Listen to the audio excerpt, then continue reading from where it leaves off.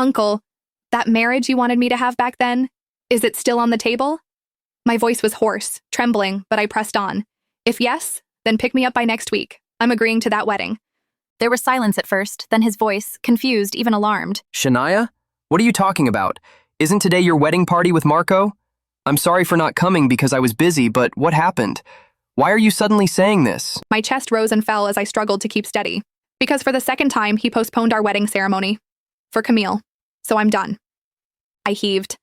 He's never going to choose me again, so please, see me by next week, Uncle. I'll do everything you want me to do if you pick me up from this misery. Before he could respond, I ended the call.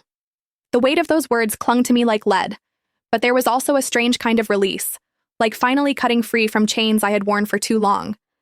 I lowered the phone slowly, my hand trembling as I clutched the lace of my gown. Around me, the garden lights still twinkled, strung across branches like stars. The roses and lilies we had chosen together lined the aisle, their fragrance heavy in the night air. Tables were filled with food that no one touched, champagne glasses half empty. And yet, there was no groom. My wedding had become nothing but a spectacle of pity. One by one, the guests approached me with hushed voices, their eyes heavy with sympathy.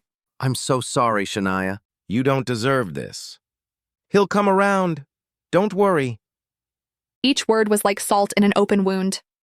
I stood there in my gown, the gown I had dreamed of since I was a girl, its white silk trailing across the grass, now stained by tears I tried to hide.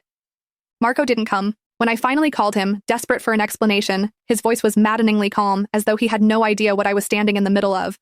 Babe, I'm sorry, He said. Camille's burning with fever. I couldn't just leave her. We can just do this again, okay? Next week. Or maybe skip the ceremony and just register. It's the same thing anyway. Camille. The name was enough to make my chest ache with bitterness. I closed my eyes, my hands tightening around the phone until my knuckles turned white. For 20 years, Marco and I had been the perfect childhood couple. Everyone knew it. Everyone expected us to marry once we turned 25. It was supposed to be fate, our destiny, and it almost happened. A year ago, the wedding was already planned. I had my gown, my vows, my entire life laid out in front of me. But then Marco went on that cursed cruise. The accident left him broken, missing for months. When he finally came back, he wasn't alone. He came back with Camille, the woman who had saved him, cared for him while he recovered. And because of that, his family insisted she stay, that the debt must be repaid. Marco promised her happiness. At first, I agreed. I felt indebted too. Without Camille, Marco might not even be alive. I told myself it was fine, that she would stay with us for a while, then leave once things settled. But things never settled, because Marco's goals shifted. It was no longer about us, about our future. It was about her, Camille.